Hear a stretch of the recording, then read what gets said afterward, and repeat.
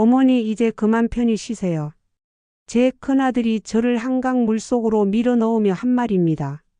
30년간 새벽 4시부터 밤 10시까지 김밥 천국을 운영하며 두 아들을 의사와 변호사로 키워낸 어머니에게 말이죠.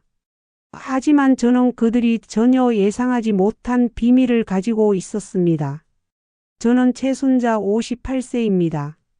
30년 동안 이 동네에서 김밥 천국을 운영해 왔습니다. 매일 새벽 4시에 일어나서 장을 보러 가고 5시부터 김밥을 말기 시작해서 밤 10시까지 일했어요. 손목은 늘 아프고 허리는 구부정하게 굽었지만 그래도 행복했습니다. 제가 이렇게 악착같이 일한 이유는 바로 두 아들 때문이었죠. 큰아들 민호는 지금 강남에서 내과 의원을 운영하는 의사고 둘째 민수는 로펌에서 일하는 변호사입니다. 남편이 사업에 실패해서 빚더미에 앉았을 때 저 혼자 두 아이를 키워야 했거든요. 엄마 오늘도 고생 많으셨어요. 어린 시절 민호가 늘 해주던 말이었습니다. 학원비며 과외비며 대학 등록금까지 모든 게 돈이었어요. 하지만 저는 포기하지 않았습니다. 김밥 한 줄에 1,000원씩 받으며 하루에 몇백 개씩 말았죠. 엄마, 제가 변호사 되면 엄마 편하게 해드릴게요. 민수의 그 말 하나로 얼마나 힘이 났는지 몰라요. 새벽에 일어나는 것도 기름 냄새에 찌던 옷을 입는 것도 전혀 힘들지 않았습니다. 두 아들이 모두 성공했을 때의 기쁨은 말로 표현할 수 없었어요. 동네 사람들이 부러워했죠. 순자 씨 정말 대단해. 혼자서 두 아들을 그렇게 키웠다니. 의사의 변호사라니 복받을 일이야. 하지만 아들들이 성공한 후로는 연락이 뜸해졌습니다. 한 달에 한 번 안부 전화가 고작이었죠. 명절에도 바쁘다며 얼굴 보기 힘들었어요. 그래도 이해했습니다. 바쁜 거겠거니 했죠. 그런데 지난주였어요. 갑자기 두 아들이 함께 식당에 찾아왔습니다. 어머니, 저희가 상의할 게 있어서 왔어요. 민우가 진지한 표정으로 말했습니다. 어머니 건강이 많이 안 좋아 보이세요. 이제 그만 쉬셔야 할 것 같아요. 민수도 거들었습니다. 순간 가슴이 따뜻해졌어요. 아들들이 드디어 제 고생을 알아주는구나 싶었죠. 그래서 저희가 좋은 요양원을 알아봤어요. 시설도 좋고 간병도 잘해준다고 하더라고요. 요양원이라는 말에 깜짝 놀랐습니다. 아직 멀쩡한데 무슨 요양원이야? 어머니 이 식당도 이제 정리하시는 게 좋겠어요. 너무 오래된 건물이고 어머니 혼자 감당하기엔 벅차잖아요. 민호의 말에 가슴이 철렁했습니다. 우리가 어머니 앞으로 다 처리해 드릴게요. 어머니는 그냥 편히 계시기만 하시면 돼요. 아들들이 다녀간 후 계속 마음이 불편했습니다. 30년 동안 한 번도 제 일에 관심을 보이지 않던 아들들이 갑자기 왜 이런 말을 할까요? 다음 날부터 동네를 자세히 살펴보기 시작했습니다. 그런데 이상한 점을 발견했어요. 며칠 전부터 정장 입은 사람들이 이 일대를 돌아다니며 뭔가 측량하는 것 같더라고요. 사장님 혹시 이 동네에 무슨 일 있나요? 단골 손님에게 물어봤습니다. 아, 그거요? 재개발한다는 소문이 돌더라고요. 이미 확정됐다는 얘기도 있고요. 재개발이라는 말에 가슴이 두근거렸습니다. 그날 저녁 구청에 전화를 걸어봤습니다. 지난달에 최종 승인이 났습니다. 이 일대는 상당히 높게 책정될 예정입니다. 전화를 끊고 나서 바로 인터넷으로 자료를 찾아봤어요. 결과를 보고 깜짝 놀랐습니다. 제 식당 건물과 땅의 보상금이 무려 50억 원이나 됐어요. 그런데 이상한 게 또 있었어요. 아들들이 어떻게 이런 정보를 미리 알았을까요? 다음 날 더 자세히 알아보기 위해 구청에 직접 가봤습니다. 담당 공무원에게 물어보니 충격적인 사실을 알게 됐어요. 이미 소유주 변경 신청이 들어왔는데요. 최순자 씨 명의로 되어 있던 부동산이 아드님들 명의로 변경 신청이 들어왔어요. 후견인 신청과 함께요. 후견인 신청이라고요? 저는 멀쩡한데 무슨 후견인이 필요하다는 거죠? 서류를 보고 경악했습니다. 제가 치매에 걸렸다는 진단서가 있었어요. 그것도 제가 가본 적도 없는 병원에서 발급된 거였죠. 집에 돌아와서 더 자세히 찾아봤습니다. 그런데 더 충격적인 걸 발견했어요. 제 명의로 6억 원짜리 생명보험이 가입되어 있더라고요. 그것도 6개월 전에 가입된 거였어요. 보험 수익자는 두 아들이었습니다. 모든 퍼즐이 맞춰지기 시작했어요. 아들들은 6개월 전부터 이 모든 걸 계획했던 거예요. 먼저 제 명의로 그에게 생명보험을 가입하고 가짜 치매 진단서를 만들어서 호견인 신청을 했죠. 그리고 부동산 명의까지 자신들로 변경했고요. 더 조사해보니 민수가 다니는 로펌에서 재개발 관련 업무를 담당하고 있더라고요. 그래서 미리 정보를 알 수 있었던 거였어요. 50억 원의 재개발 보상금과 6억 원의 보험금을 노린 완전 범죄였던 거죠. 며칠 후 민우에게서 전화가 왔습니다. 어머니, 오늘 저녁에 시간 되세요? 중요한 얘기가 있어서요. 그날 저녁 8시쯤 민우가 차를 가지고 왔습니다. 어머니, 차 타세요. 조용한 곳에서 얘기해야 할 것 같아요. 어디로 가는 거야? 한강공원이요. 거기가 조용하고 좋을 것 같아요. 한강공원에 도착했을 때는 이미 밤 9시가 넘어 있었어요. 11월이라 날씨도 쌀쌀했고 사람들도 거의 없었죠. 어머니, 이쪽으로 오세요. 민우가 강변 쪽으로 걸어갔습니다. 물소리가 들리는 곳까지 왔을 때 민우가 갑자기 걸음을 멈췄어요. 어머니, 30년 동안 정말 고생 많으셨어요. 갑자기 무슨 소리니? 저희를 키우느라 얼마나 힘드셨겠어요? 이제 그만 쉬셔도 될 것 같아요. 민우의 목소리가 이상했어요.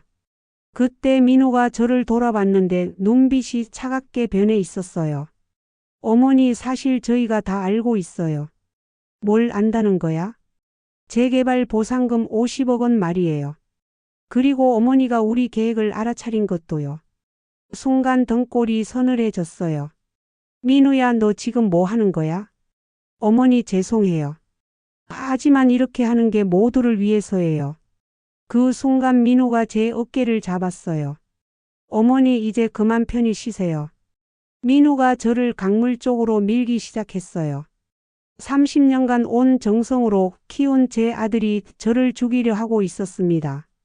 민우야, 안 돼. 제가 소리쳤지만 민우는 멈추지 않았어요. 어머니가 살아있으면 모든 계획이 틀어져요. 50억 원이면 우리 모두 잘 살 수 있어요. 그 순간 저는 물속으로 떨어졌습니다. 11월 한강물은 얼음장같이 차갔어요. 숨을 쉴 수 없었죠. 물속에서도 필사적으로 팔다리를 움직였어요. 그때 누군가 물속으로 뛰어드는 소리가 들렸습니다. 아줌마, 잡아요. 또 익숙한 목소리였어요. 김 사장이었습니다. 평소 야간 낚시를 즐기시는데 그날도 낚시를 하러 오셨다가 제가 물에 빠진 걸 보고 구해주신 거였어요. 김 사장이 저를 물 밖으로 끌어올렸을 때 민우는 이미 사라진 후였습니다. 구급차가 와서 저를 병원으로 데려갔습니다. 다행히 큰 부상은 없었지만 충격이 너무 컸어요. 병원에서 하룻밤을 보내고 집에 돌아왔을 때 저는 완전히 다른 사람이 되어 있었어요. 김 사장이 걱정되어서 찾아와 주셨어요. 저는 더 이상 숨길 수 없었어요. 김 사장에게 지금까지 알아낸 모든 사실을 털어놨습니다. 이런 나쁜 새끼들. 30년 동안 키워준 어머니를 돈 때문에 죽이려 하다니. 김 사장이 분노에 찬 표정을 지으셨죠. 사장님, 이거 그냥 넘어가면 안 돼요. 반드시 응징을 받아야 해요. 그날부터 본격적인 조사가 시작됐습니다. 김 사장이 아는 사람들을 통해서 더 자세한 정보를 알아낸 거예요. 먼저 민호와 민수의 재정 상황을 조사해 봤습니다. 겉으로는 성공한 의사와 변호사였지만 실제로는 빚이 엄청났어요. 민호는 강남의원 임대료도 제때 못 낼 정도로 경영난에 시달리고 있었고 주식 투자 실패로 2억 원 넘는 빚까지 있었죠. 민수도 마찬가지였어요. 로펌에서 일한다고 했지만 실제로는 계약직이었고 카드빚만 1억 원이 넘었더라고요. 더 충격적인 사실도 알게 됐어요. 민호 댁은 이미 강남 아파트를 계약해놨는데 계약금만 5억 원이었어요. 민수 댁도 분당 신축 아파트를 예약해놨고요. 돈도 없으면서 어떻게 계약을 했을까요? 재개발 보상금을 담보로 대출을 받았을 거예요. 며느리들의 역할도 있었어요. 민호 댁은 병원에서 가짜 진단서를 만드는 일을 도왔고 민수 댁은 부동산 명의 변경 서류를 위조하는 데 참여했더라고요. 가장 충격적인 건 따로 있었어요. 민호가 어젯밤 저를 한강에 밀어넣기 전에 이미 민수에게 문자를 보냈더라고요. 오늘 밤에 끝낼게. 내일부터 보험금 신청 준비해. 그런데 놀랍게도 어젯밤 통화 내용이 자동으로 녹음되어 있었어요. 민호가 저를 강물에 밀어넣으면서 한 말들이 모두 녹음되어 있었던 거예요. 50억 원이면 우리 모두 잘 살 수 있어요. 이제 결정적인 증거가 생겼군요. 김 사장이 만족스러운 표정을 지었어요. 그런데 김 사장이 특별한 제안을 했어요. 사장님, 한번 요리 실력을 보여주시겠어요? 갑자기 왜요? 사장님이 단순한 김밥 천국 사장이 아니라는 걸 세상에 알리는 거예요. 저는 30년 만에 제대로 된 요리를 해보기로 했어요. 마파두부를 만들어 봤는데 손이 저절로 움직이더라고요. 다음 날 김 사장이 유명 푸드 블로거를 데려왔어요. 인스타그램 팔로워가 50만 명이 넘는다고 하더라고요. 와, 이게 정말 김밥 천국에서 나온 요리예요. 이건 정말 특급 호텔 수준이에요. 그날 블로거가 찍은 영상이 인스타그램에 올라갔는데 반응이 폭발적이었어요. 김밥 천국 숨은 고수 발견, 30년간 숨어있던 전설의 셰프. 댓글이 수천 개씩 달렸고 다음 날부터 식당에 사람들이 몰려들기 시작했어요. 그런데 그날 밤 민호에게서 전화가 왔어요. 어머니, 요즘 인터넷에서 화제가 되고 계시던데요. 목소리에 당황한 기색이 역력했어요. 너희들이 모르는 게 많다. 제가 차갑게 말했더니 민호가 말을 잇지 못하더라고요. 며칠 후 김 사장이 경찰서에 있는 지인을 통해서 정식으로 수사를 의뢰했어요. 살인 미수 혐의로 신고가 들어간 거죠. 증거는 확실했어요. 한강에서의 녹음 파일, 김 사장의 목격 증언, 그리고 CCTV 영상까지 모든 게 완벽했죠. 민호는 살인 미수와 보험 사기로 5년형을 선고받았어요. 민수는 공범으로 3년형을 받았고요. 의사 면허와 변호사 자격도 모두 박탈됐어요. 재개발 보상금 50억 원은 모두 제 몫이 됐어요. 보험금 6억 원도 받았고요. 이제 새로운 시작을 할 때가 됐어요. 강남의 고급 한식당을 열기로 했어요. 순자의 집이라는 이름으로 문을 열었는데 첫날부터 예약이 꽉 찼어요. 30년 만에 제 실력을 인정받는 기분이었어요. 더 놀라운 건 제가 태권도와 합기도를 했다는 사실이 알려지면서 요리하는 무술, 고수라는 독특한 컨셉으로 더욱 유명해진 거예요. 몇 달 후에는 방송에도 출연하게 됐어요. 30년간 숨어있던 전설의 셰프 최순자 씨를 모셨습니다. 1년 후에는 체인점까지 내게 됐어요. 분당과 일산에도 순자의 집을 열었는데 모두 대성공이었죠. 2년이 지나자 제 이야기가 책으로도 출간됐어요. 58세에 다시 시작하다 베스트셀러가 됐고 전국 강연도 다니게 됐어요. 지금 저는 60세가 됐어요. 30년 전 주방장이었을 때보다도 더 성공했고 더 행복해요. 30년간 참고 살았던 시간들이 이제는 소중한 경험이 됐어요. 그 모든 고생이 지금의 저를 만든 거니까요. 58세에 시작한 새로운 인생, 정말 만족스러워요.